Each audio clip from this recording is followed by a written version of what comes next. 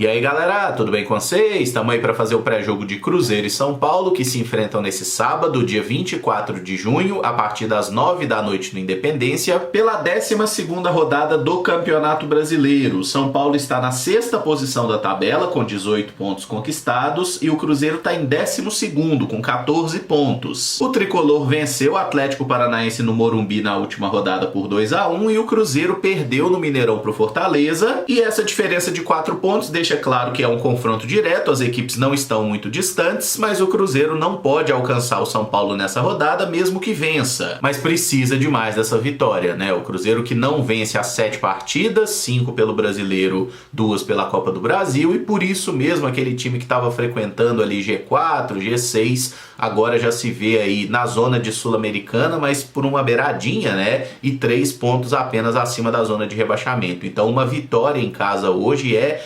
essencial para o Cruzeiro recuperar um pouco da tranquilidade, da confiança, da paz. Antes das prováveis escalações, eu lembro que esse vídeo é feito com o patrocínio da Betfair, que é patrocinador master do Cruzeiro, apoiador aqui do canal 6x1, e tá com aquela promoção muito legal no final de semana, que são R$2 em apostas grátis para todos os clientes. Caso você ainda não seja cliente da Betfair, entrando pelo link na descrição desse vídeo, você faz lá o seu cadastro, que recebe um bônus de até R$200 em apostas grátis, mas o bônus de R$2 em aposta grátis é para todos os clientes, tá? Novos e clientes já ativos na plataforma. Se você já tem cadastro lá, né? Já tem uma conta ativa, só entrar, fazer o seu login, que tem lá um bônus esportivo de R$2 para você utilizar no jogo que quiser. Pode ser no Cruzeiro e São Paulo ou em qualquer outra partida. Tá liberado fazer aquela múltipla maluca, né? E aí, galera, são R$2 de bônus hoje, no sábado, e você entrando amanhã, domingão, tem outros R$2 de bônus para você também utilizar em apostas aí em qualquer jogo. Só lembra de sempre apostar com responsabilidade, hein? O bônus que a Betfair tá te dando, você vai na loucura, mas o dinheiro que você investir, vai na moral, com responsabilidade para se divertir. Falando das prováveis escalações e começando com o Cruzeiro, dono da casa, o técnico Pepa deve fazer algumas mudanças no time, mas nada muito absurdo. E um provável 11 inicial tem o goleiro Rafael Cabral, a zaga com Lucas Oliveira e Reinaldo, lateral direito William, lateral esquerdo Marlon. No meio campo, Matheus Jussa como um primeiro volante, Felipe Machado e Matheus Vital como meio-campistas centrais, o Wesley na ponta direita, Bruno Rodrigues na ponta esquerda e o Gilberto no ataque. Pepa relacionou 24 jogadores para a partida e tem como principais ausências o Luciano Castan e o Alisson, que estão suspensos pelo 3º cartão amarelo, o Nicão, que não pode jogar porque está emprestado pelo São Paulo, tem um acordo contratual para não enfrentar o clube de origem, além de Wesley Gasolina, Ramiro e Rafael Bilu, que estão no departamento médico. Esses aí são os 24 jogadores disponíveis para a partida: goleiros Rafael, Anderson e Gabriel Mesquita, zagueiros Lucas Oliveira, Neres e Reinaldo, William e Igor Formiga para lateral direita, Marlon e Kaique para lateral esquerda, como volantes Ian Lucas, Felipe Machado, Neto Moura, Fernando Henrique e Matheus Jussa, valendo destacar que o Jussa também pode jogar na zaga, na lateral esquerda, e o Fernando Henrique está sendo relacionado pela primeira vez, pode fazer sua estreia pelo Cruzeiro. O Matheus Vital normalmente joga como um meio-campista central, não é propriamente um volante, né? Seria ali o 3º homem de meio, deve ser titular mais uma vez.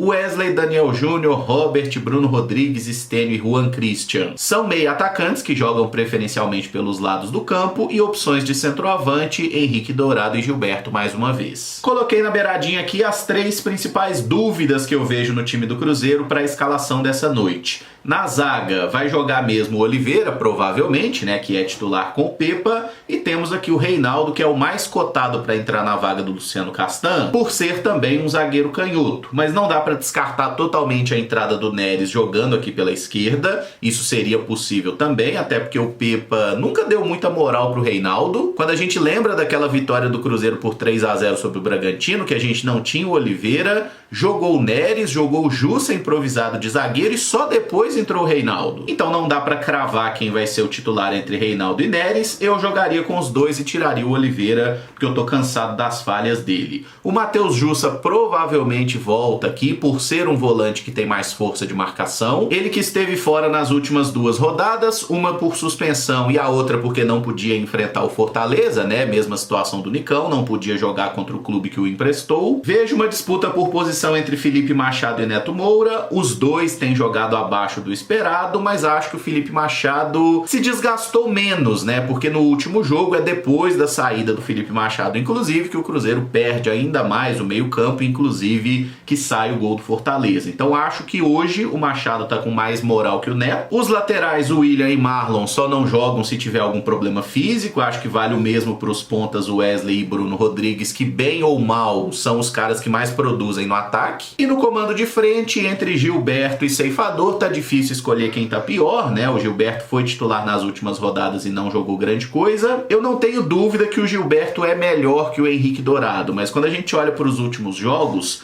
com o Ceifador, o Cruzeiro tá conseguindo criar um pouco mais porque tem um poste lá dentro da área. Enquanto o Gilberto, nessa ânsia de participar do jogo, de ajudar de alguma forma, nunca tá posicionado onde deveria. Se o Gilberto ficar mais fixo na área como um camisa 9, eu acho que ele pode fazer gol. Mas não descarto que o Pepa comece o jogo com o Ceifador nessa noite, tá? E deixe o Gilberto para entrar no segundo tempo. Até lembrando que a última partida que o Cruzeiro venceu e que esses atacantes fizeram gol foi com essa formação, né? O 4-0 contra o América, o Ceifador foi titular e fez um gol, o Gilberto entrou no segundo tempo e fez 2. Já o São Paulo de Dorival Júnior é um time um pouco mais imprevisível taticamente, que tá vivendo aí um momento legal, teve uma invencibilidade boa, ganhou na última rodada, deve ir a campo com o goleiro Rafael, ele mesmo, o Traíra, a zaga com Arboleda e Beraldo, lateral direito Rafinha, lateral esquerdo Caio Paulista. No meio campo, Luan, Pablo Maia e Rodrigo Nestor podem formar um trio de meio campo, mas tem uma variação que eu vou mostrar para vocês daqui a pouco.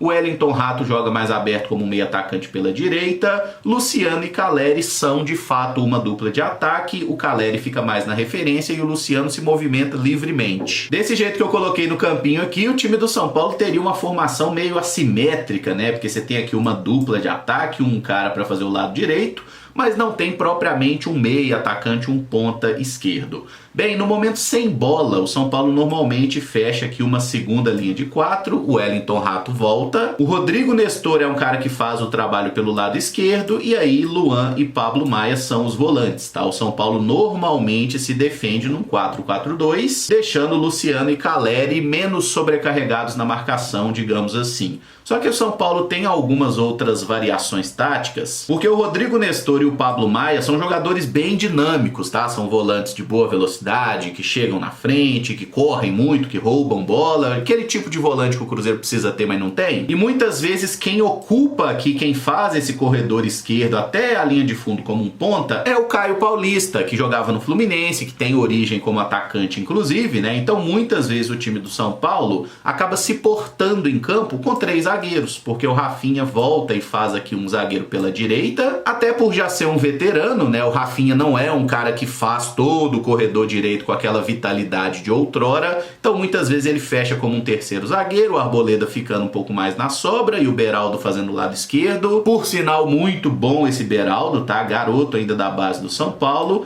e aí fica aqui um trio de meio campo, né? Embora Nestor e Pablo Maia cheguem muito na frente, e aí o Caio Paulista e o Wellington Rato funcionariam como se fossem alas de fato, tá? Mas assim, o esquema base do São Paulo é realmente com uma linha de 4 aqui atrás, o Caio Paulista como um lateral. É possível que jogue também num 4-2-3-1, né? Com o Caleri ali mais preso, como eu disse, o Luciano é mais livre, então ele pode fazer o papel de um 10, o Nestor aqui pela esquerda, e a dupla de volantes com o Pablo Maia e Luan. Aqui a gente tem um 4-2-3-1. Esse time do São Paulo não tem nenhum grande craque, mas é um time bom. Tem muitos jogadores aí de um nível técnico parecido. E eu botei aqui 2 jogadores que são dúvidas, que possivelmente entrem aqui nessa formação do São Paulo. Um seria o Jackson Mendes, que é um volante de muito bom passe, inclusive disputou a última Copa do Mundo pela seleção equatoriana. Ele não é propriamente um cara que recupera muitas bolas, mas para iniciar jogadas como um primeiro volante, ele é um cara interessante. E como o São Paulo não tem o Gabriel Neves, né, que vem se firmando como titular, fica essa disputa entre o Luan, que não tem jogado muito bem, e o Mendes. E o Alisson, que foi foi formado aqui no Cruzeiro, teve uma longa passagem pelo nosso clube, né? Já tá no São Paulo desde o ano passado. Com o Dorival Júnior, o Alisson tem se reinventado, né? Porque nos tempos de Cruzeiro ele era essencialmente um meia, aqui um ponta pela esquerda. Lá no Grêmio passou a ser aproveitado muitas vezes como um meia, um ponta pelo lado direito, e no São Paulo às vezes tem jogado como um meio-campista central, assim, quase um volante. Então acaba sendo uma alternativa também para jogar, seja na vaga do Luan, do Pablo ou do próprio Nestor. Para fechar, eu vou deixar o meu palpite pro jogo, que vai ser Cruzeiro 3, São Paulo 2. O Cruzeiro marcará os seus gols através de Bruno Rodrigues, lei do ex, né? Teve uma passagem bem apagada pelo São Paulo. O Marlon vai fazer um golzinho e vai ter gol de Vital, que fará uma atuação espetacular para queimar minha língua. E o São Paulo marcará os seus gols com Caleri e Pablo Maia. Se gostou do vídeo, não esquece de deixar o like, se inscrever no canal caso ainda não seja inscrito, usar os comentários para dizer o que você espera do jogo. Deixa aí o seu palpite de placar, como você escalaria o Cruzeiro se fosse o técnico Pepa. Lembrando que a bola rola 9 horas da noite desse sábado. O jogo vai ter transmissão do Sport TV e do Premiere, para quem tem o pacote, inclusive, transmissão em 4K. E eu não sei se eu vou fazer a live depois do jogo hoje. Gostaria, inclusive, da opinião de vocês, porque eu moro longe do Independência, então demora mais de 1 hora para eu chegar em casa. O jogo deve acabar 11 horas da noite, eu devo chegar aqui mais de meia-noite. Vocês querem que abra a live tardão assim da noite? Ou, sei lá, deixa pra fazer uma live amanhã? Fala aí o que vocês acham mais interessante. A gente se ajeita da forma que for melhor pra maioria. Importante é que o Cruzeiro vença, acabe com essa maré ruim. E em breve nos falamos então. Muito obrigado por acompanhar, um abraço e até o próximo vídeo. Valeu!